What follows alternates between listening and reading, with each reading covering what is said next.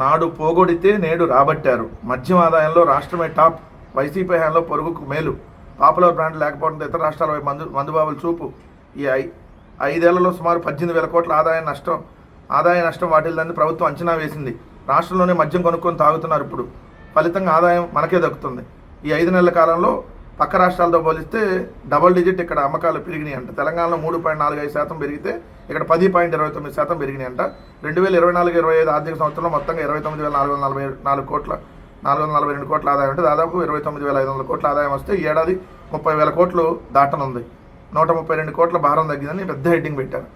జనాలు బాగా మంచిగా తాగుతున్నారు, చాలా ఆనందంగా ఉంది రాష్ట్రం అని వార్త.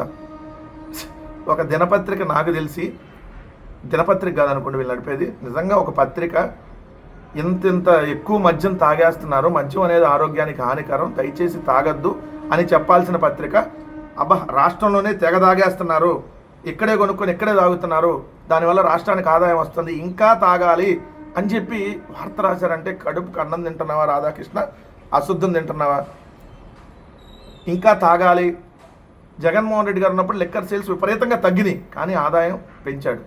కానీ మీరు ఇప్పుడు విపరీతంగా సేల్స్ పెరుగుతున్నా ఆదాయం అంతగా పెరగట్లా.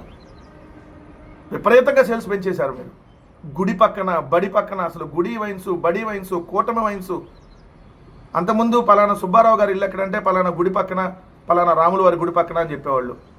ఇప్పుడు పలానా సుబ్బారావు గారి ఇల్లు ఎక్కడ అంటే పలానా బడి వైన్స్ పక్కన అంటున్నారు.